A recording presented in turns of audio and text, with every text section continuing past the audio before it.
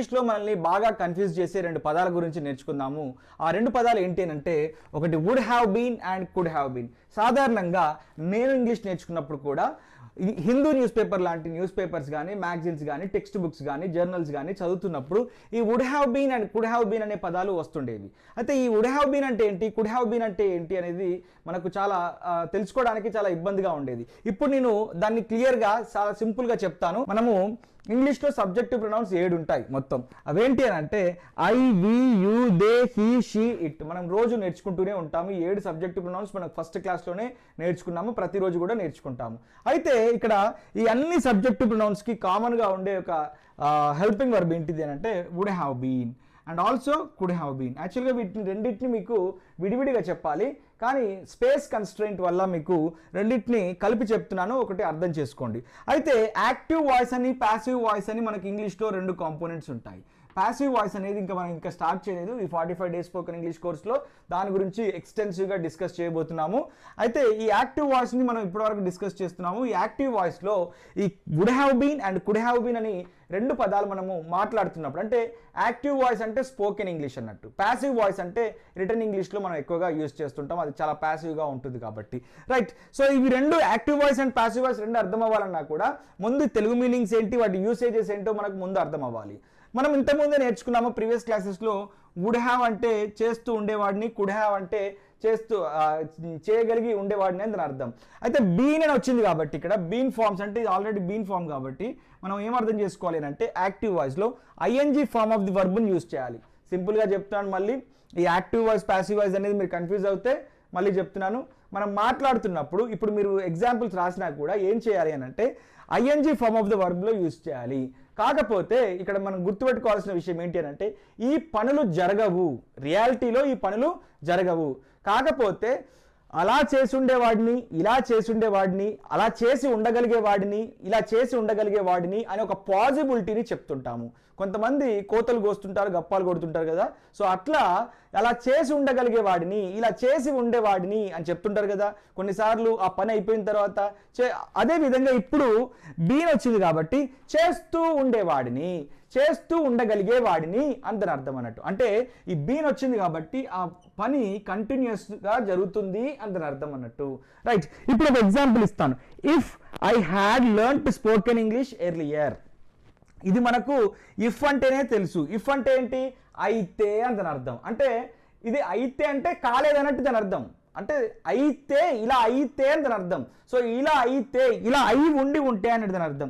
ఇప్పుడు మనం ఇంగ్లీష్లో ఎప్పుడైనా సరే గుర్తుపెట్టుకోవాల్సింది, ప్రీవియస్ క్లాస్లో కూడా మనం ఆల్రెడీ నేర్చుకున్నాము, ఈ సబ్జెక్ట్స్ ఎప్పుడైనా కూడా మారచ్చు. I, we, you, they, he, she, it కింద ఎప్పుడైనా మారచ్చు. హ్యాడ్ వచ్చినప్పుడు మనం వర్బ్ని పాస్ట్ పార్టిసిపుల్ ఫామ్లో యూజ్ చేయాలని విషయం మనకు తెలుసు, ఆల్రెడీ నేర్చుకున్నాం మనం ఇది, రైట్. అందుకే ఇదే స్ట్రక్చర్ని తీసుకుందాం. If I had learn to spoken English earlier. ఇంకొన్ని ఎగ్జాంపుల్స్ ఇస్తే మీకు ఈజీగా అర్థమవుతుంది. If I had learn to spoken English earlier అంటే ఏంటి, ఎర్లియర్ అంటే ఇంతకు ముందు, ఇంత క్రితం. అంటే ఇంతకు ముందే నేను స్పోకెన్ ఇంగ్లీష్ నేర్చుకొని ఉంటే, ఇంతకుముందే నేను స్పోకెన్ ఇంగ్లీష్ నేర్చుకొని ఉంటే I would have been speaking, అంటే నేను మాట్లాడుతూ అన్నట్టు దాని అర్థం. I would have been speaking fluent English by this time. I would have been speaking fluently by this time. అంటే ఈ టయానికి ఇప్పటికీ నేను ఫ్లూయెంట్గా మాట్లాడుతూ ఉండేవాడిని అని అర్థం అన్నట్టు. సో ఇప్పుడు దీని మీద నేను ఏం చేస్తానంటే ఇంకొక 2 ఎగ్జాంపుల్స్ ఇచ్చి పాజిటివ్ ఇంటరాగేటివ్, నెగిటివ్ ఇంటరాగేటివ్ సెంటెన్సెస్ని చెప్పే ప్రయత్నం చేస్తాను. జాగ్రత్తగా వినండి. ఇందులో 2 కండిషన్స్ ఉంటాయి బేసికల్గా. ఇది ఫస్ట్ కండిషన్, ఇది సెకండ్ కండిషన్. అందుకే వీటిని మనము ఇఫ్ కండిషన్స్ అని కూడా అంటాము. సో ఈ ఫస్ట్ కండిషన్ ఏంటి అని అంటే మీకు ఆల్రెడీ చెప్పాను, ఇక్కడ సబ్జెక్ట్ వస్తుంది, దీని పక్కన ఇక్కడ హ్యాడ్ రాయలేదు, ఇక్కడ హ్యాడ్ వస్తుంది అన్నట్టు. సో ఈ హ్యాడ్ పక్కన వర్బును మనము పాస్ట్ పార్టిసిపుల్ ఫామ్లో యూజ్ చేస్తాము. అన్ని ఎగ్జాంపుల్స్ చెప్తే మీకు ఈజీగా అర్థమవుతుంది. If we had earned money అంటే డబ్బు సంపాదించి ఉంటే. అంటే దీని అర్థం ఏంటి అని అంటే ఒక పని, అంటే ఫస్ట్ కండిషన్లో ఒక పని ఇలా చేసి ఉంటే, అంటే ఈ పని చేయలేదు బట్ ఈ పని చేసి ఉండి ఉంటే, ఈ పనిని చేసి ఉండి ఉంటే, ఈ పని చేసి ఉండి ఉంటే ఈ పని ఇలా చేస్తూ జరుగుతూ ఉండేది అని దాని అర్థం అన్నట్టు. So we would have been leading a lavish life. Leading, ఇక్కడ వుడ్ హ్యావ్ బీన్ అనే దాని తర్వాత మనకు ఇక్కడ ఏమొచ్చింది, వర్బ్ ఐఎన్జీ ఫామ్లో వచ్చింది, మీరు గమనించాలి ఇది. అండ్ లావిష్ లైఫ్ అంటే మీరు ఏదో అనుకునేరు, ఇది రిచ్ లైఫ్ అన్నట్టు దాని అర్థం. చాలా wealthy life and rich life అన్నట్టు, చాలా రాజులు లీడ్ చేసే లైఫ్ అన్నట్టు, రాయల్ లైఫ్ అన్నట్టు. సో మళ్ళీ చెప్తున్నాను, మనకు ప్రతి ఎగ్జాంపుల్స్లో మనం మాట్లాడుతున్నప్పుడు న్యూస్ పేపర్ కానీ మీరు బుక్స్ కానీ చదువుతున్నప్పుడు 2 కండిషన్స్ ఉంటాయి. ఇది ఫస్ట్ కండిషన్ కింద ఉంటుంది, ఇది సెకండ్ కండిషన్ కింద ఉంటుంది. మరి మీకు ఇక్కడ డౌట్ రావచ్చు, ముందు ఫస్ట్ కండిషన్ రావాలా సెకండ్ కండిషన్ రావాలంటే ఎట్లా వచ్చినా ఏం కాదు. ఫస్ట్ కండిషన్ ముందు వచ్చినా, సెకండ్ కండిషన్ వెనక వచ్చినా, సెకండ్ కండిషన్ ముందు వచ్చినా, ఫస్ట్ కండిషన్ వెనకాల వచ్చినా కూడా నో ప్రాబ్లం. అదొకటి గుర్తుపెట్టుకోండి. ఏం చెప్పాను, ఇక్కడ సబ్జెక్ట్ వస్తుంది, రైట్. దాని తర్వాత హ్యాడ్ అనే హెల్పింగ్ వర్బ్ తర్వాత మనకు వర్బ్ ఏ ఫామ్లో వస్తుంది, పాస్ట్ పార్టిసిపుల్ ఫామ్లో వస్తుంది. ఆల్రెడీ ఇక్కడ చెప్పాను, నేను ఇంత ముందు కూడా చెప్పాను, రైట్. ఇప్పుడు ఇది first condition, if she had supported him. For example, behind the success of every man there is a women అని అంటారు.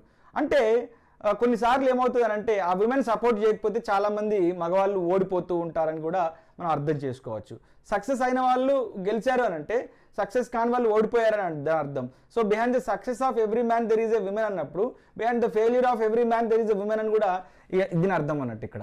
అంటే if she had supported him, ఆమె సపోర్ట్ చేసి ఉంటే, ఇక్కడ దీని ప్రకారం ఏంటి, ఆమె సపోర్ట్ చేసి ఉంటే అతను he would have been achieving many things, అతను తన జీవితంలో ఎన్నో విషయాలు సాధించి ఉండేవాడు.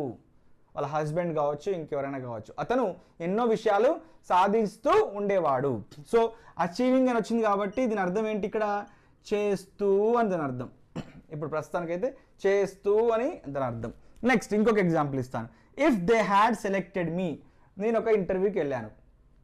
ఆ ఇంటర్వ్యూలో మళ్ళీ ఇక్కడ చూడండి, ఇక్కడ సబ్జెక్ట్ రావాలి. మనకి ఇంగ్లీష్లో ఎన్ని సబ్జెక్ట్స్ ఉంటాయి, IV, you, they, he, she, it మాత్రమే ఉంటాయి. హ్యాడ్ ఉంది, హ్యాడ్ తర్వాత మనకు వర్బ్ ఏ ఫామ్లో వచ్చింది, పాస్ట్ పార్టిసిపుల్ ఫామ్లో వచ్చింది. చూడండి ఒకసారి, మీకు ఇఫ్ ఉంది, తర్వాత సబ్జెక్ట్ ఇక్కడ వస్తుంది సెకండ్, తర్వాత మనకు నెక్స్ట్ హ్యాడ్ వస్తుంది, తర్వాత వర్బ్ మనకు ఎప్పుడు కూడా పాస్ట్ పార్టిసిపుల్ ఫామ్లో వస్తుంది ఇక్కడ.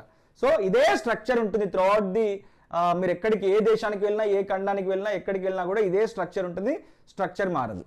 ఇఫ్ దే హ్యాడ్ సెలెక్టెడ్ మీ, ఇంటర్వ్యూకి వెళ్ళాను, ఆ ఇంటర్వ్యూ ప్యానెల్ నన్ను సెలెక్ట్ చేసి ఉంటే, ఇక్కడ మీకు ఆల్రెడీ తెలుగు మీనింగ్ చెప్పాను కదా, ఒక పని చేసి ఉంటే వాళ్ళు నన్ను సెలెక్ట్ చేసి ఉంటే నేను మీతో పాటుగా పని చేస్తూ ఉండేవాడిని. అంటే హ్యావ్ బీన్ తర్వాత మనం వర్బ్ని ఐఎన్జీలో యూజ్ చేస్తూ మీతో పాటుగా పని చేస్తూ, వర్కింగ్ అంటే ఏంటి, పని చేయటం కదా, పని చేస్తూ ఉండేవాడిని. ఎలాంగ్ విత్ యూ, మీతో పాటు, ఎలాంగ్ విత్ యూ అంటే మీతో పాటుగా పని చేస్తూ ఉండేవాడిని అని అర్థం. సో దీన్ని ఈ రకంగా కూడా చెప్పొచ్చు, నెగిటివ్ సెంటెన్సెస్ కూడా తీసుకొని చెప్పొచ్చు. ఎలా చెప్తాము మనం అప్పుడు అంటే, ఈ వుడ్కి నాట్ యాడ్ చేస్తే వుడుంట్ అవుతుంది, అది మనకు తెలిసిందే. ఈ కుడ్కి నాట్ యాడ్ చేసినప్పుడు కుడుంట్ అవుతుంది, ఈ 2 విషయాలు కూడా మనకు తెలిసింది. అంటే ఒక పని చేస్తూ ఉండేవాడిని, ఒక పనిని చేస్తూ ఉండగలిగేవాడిని అని చెప్పినప్పుడు, ఒక పనిని చేస్తూ ఉండేవాడిని కాదు, ఒక పనిని చేస్తూ ఉండగలిగేవాడిని కాదు అని చెప్పాలనుకోండి, అప్పుడు మనము వుడ్ నాట్ అని కానీ లేకపోతే కుడుంట్ అని కానీ చెప్తుంటాం అన్నట్టు, కుడ్ నాట్ అని కానీ చెప్తుంటాం అన్నట్టు. అంటే ఎలా అంటే ఇక్కడ చెప్తాను చూడండి, he wouldn't or he would not, I would not, ఈ రకంగా చెప్తాం. If they had not selected me I would not, ఇక్కడ కూడా నాట్ వస్తుంది, అప్పుడు ఇది కూడా నెగిటివ్ సెంటెన్స్ అవుతుంది. If they had not selected me, వారు నన్ను సెలెక్ట్ చేసి ఉండకపోతే ఐ వుడ్ నాట్ ఇక్కడ చెప్పాలి అప్పుడు, right. I would not have been working along with you, మీతో పాటుగా నేను పనిచేస్తూ ఉండేవాడిని కాదు. అంటే కొన్నిసార్లు మనం మాట్లాడుతున్నప్పుడు చెప్తుంటాం కదా, నేను ఇలా చేస్తూ ఉండేవాడిని కాదు, నేను మా నాన్న కనుక నాకు సపోర్ట్ చేసి ఉండకపోతే నేను ఈ స్థాయికి వచ్చి ఉండేవాడిని కాదు, ఇక్కడ మీతో పాటుగా నిల్చుంటూ పనిచేస్తూ ఉండేవాడిని కాదు అని చెప్తుంటారు కదా, అలాంటి సందర్భాల్లో ఉపయోగిస్తాం. అయితే ఇక్కడ మీకు సింపుల్గా ఈ వుడ్ ప్లేస్లో మీరు ఏం చేస్తారు అంటే, కుడ్ని రిప్లేస్ చేయండి సరిపోతుంది. వుడ్ ప్లేస్లో ఇదే ఎగ్జాంపుల్ని తీసుకోండి, కుడ్ని రిప్లేస్ చేయండి. సింపుల్గా కుడ్ని రిప్లేస్ చేస్తే దాని మీనింగ్ ఏమవుతుంది, ఒకటే సింపుల్ వర్డ్ రిప్లేస్ చేయడం వల్ల ఇదే సెంటెన్స్, ఇదే స్ట్రక్చర్, ఇదే ఫస్ట్ కండిషన్, సెకండ్ కండిషన్ ఉంటుంది. జస్ట్ వుడ్ బదులు కుడ్ని రిప్లేస్ చేస్తే ఏమైందనంటే, వుడ్ ఏమో వుడ్ హ్యావ్ బీన్ అని చెప్పినప్పుడు ఒక పనిని చేస్తూ ఉండేవాడిని, కుడ్ హ్యావ్ బీన్ అంటేనేమో ఒక పనిని చేస్తూ ఉండగలిగే వాడిని అని అర్థం. అంటే ఈ కుడ్తో చెప్పొచ్చు, వుడ్తో చెప్పొచ్చు, మీ కన్వీనియన్స్ అది ఎలా ఉంటే అలా చెప్పండి. వుడ్ హ్యావ్ బీన్ అయినా యూజ్ చేసుకోవచ్చు, ఇంగ్లీష్లో మాట్లాడినప్పుడు కుడ్ హ్యావ్ బీన్ అయినా యూజ్ చేసుకోవచ్చు, మనం ఎట్లయినా యూజ్ చేసి మాట్లాడవచ్చు. రెండు కూడా మనం యూజ్ చేస్తే ఎలాంటి తప్పు ఉండదు.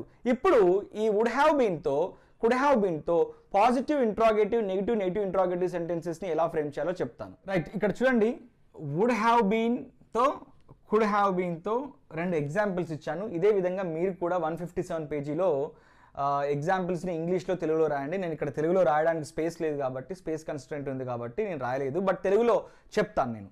రైట్, వుడ్ హ్యావ్ బీన్ అంటే మనకు తెలుసు కదా మీనింగ్, చేస్తూ ఉండేవాడిని అంతని అర్థం. I would have been playing అంటే నేను ఆడుతూ ఉండేవాడిని. మీరు జట్టులోకి తీసుకొని ఉంటే, మీరు గ్రౌండ్లో ఆడుతున్నారు, ఆ ఆడుతున్న దగ్గర నేను కూడా వచ్చాను, నన్ను తీసుకున్నారు తీసుకోలేదు, బట్ నన్ను తీసుకొని ఉంటే నేను కూడా ఆడుతూ ఉండేవాడిని చెప్పాలనుకోండి. If you had selected me, or if you had invited me, or if you had given an opportunity to me, or if you had asked me to play along with you, I would have been playing. I would have been playing అనేది మనకి important. ఇక్కడ ఈ would have been అనేది మనకి important కాబట్టి దీని గురించి చెప్తున్నాను. I would have been playing అంటే నేను ఆడుతూ ఉండేవాడిని అందని అర్థం. ఒకవేళ ఈ వుడ్ ప్లేస్లో కుడ్ పెడితే ఏమవుతుంది, ఆడుతూ ఉండగలిగేవాడిని, అంతే. ఇక్కడ తేడా ఏమీ లేదు. ఒక పనిని చేస్తూ ఉండేవాడిని, ఒక పనిని చేస్తూ ఉండగలిగేవాడిని. అంటే వుడ్ హ్యావ్ వచ్చినప్పుడు చేస్తూ ఉండేవాడిని, కుడ్ హ్యావ్ వచ్చినప్పుడు చేస్తూ ఉండగలిగేవాడిని అని అర్థం అన్నట్టు. So would have been and could have been examples ఇప్పుడు పూర్తిగా చెప్తాను. పాజిటివ్ అండ్ ఇంట్రాగేటివ్ సెంటెన్సెస్, ఇది పాజిటివ్ సెంటెన్స్. ఇప్పుడు ఏం చేస్తాము, ఏదైనా ఒక హెల్పింగ్ వర్బ్లో మనకు 2 పదాలు ఇట్లా ఉన్నప్పుడు, ఇది ఫస్ట్ వర్డ్, ఇది సెకండ్ వర్డ్ ఇలా ఉన్నప్పుడు మనం ఏం చేస్తాము, ఈ సబ్జెక్ట్ ఏదైతే ఉంటుందో దాన్ని మధ్యలోకి తీసుకొస్తాము. ఇక్కడ ఈ సబ్జెక్ట్ ఏదైతే ఉంటుందో దాన్ని ఇలా మధ్యలోకి తీసుకొస్తాము. మధ్యలోకి తీసుకొచ్చినప్పుడు ఆ సబ్జెక్ట్ ఇక్కడికి వచ్చేస్తుంది. అప్పుడు క్వశ్చన్ చేయడానికి ఉంటుంది అన్నట్టు. Would I have been playing, would I have been playing అని అంటే నేను ఆడుతూ ఉండేవాడినా అని చెప్పి క్వశ్చన్ అడుగుతున్నాము. సో మనకి ఇంట్రాగేటివ్ సెంటెన్స్ అంటే క్వశ్చన్ కదా ఇక్కడ, కాబట్టి ఆడుతూ ఉండేవాడినా అని చెప్పి క్వశ్చన్ చేస్తున్నాము. లేదు ఆడుతూ ఉండేవాడిని కాదు అని చెప్పాలనుకోండి, మరి ఏం చేస్తాము, ఈ వుడ్కి నాట్ యాడ్ చేస్తాము. Right, I would not have been playing అని చెప్పొచ్చు, లేదా ఈ రెండింటిని కాంట్రాక్ట్ చేసి I wouldn't have been playing అని కూడా చెప్పొచ్చు. For time being would not have been అనే మీరు నేర్చుకోండి, బాగుంటుంది. బట్ బుక్ కానీ పేపర్ కానీ ఎవరైనా మాట్లాడుతున్నప్పుడు కానీ మీరు మాట్లాడుతున్నప్పుడు కానీ I wouldn't have been playing అని కూడా యూజ్ చేయొచ్చు. వాళ్ళు యూజ్ చేసినా కూడా మీకు ఈజీగా అర్థమవుతుంది. I would not have been playing అంటే నేను ఆడుతూ ఉండేవాడిని కాదు, అంటే ఆ పని చేస్తూ ఉండేవాడిని కాదు అని వస్తుంది అన్నట్టు. నాట్ వచ్చింది కాబట్టి ఇక్కడ మనకు కాదు అని వస్తుంది. రైట్, సో ఇక్కడ కూడా మనకు ఈ హెల్పింగ్ వర్బ్లో ఇది ఫస్ట్ వర్డ్, ఇది సెకండ్ వర్డ్, 2 పదాలు ఉన్నాయి కాబట్టి మనకు సబ్జెక్ట్ ఏది ఉంటే దాన్ని మధ్యలోకి తీసుకొచ్చి ప్లేస్ చేయాలి. అప్పుడు ఇది మధ్యలోకి వచ్చేస్తుంది. అప్పుడు ఏమవుతుంది, would I not have been playing అంటే నేను ఆడుతూ ఉండేవాడిని కాదా అని అవుతుంది అన్నట్టు. ఇక్కడ ఆడుతూ ఉండేవాడిని కాదా అని అవుతుంది.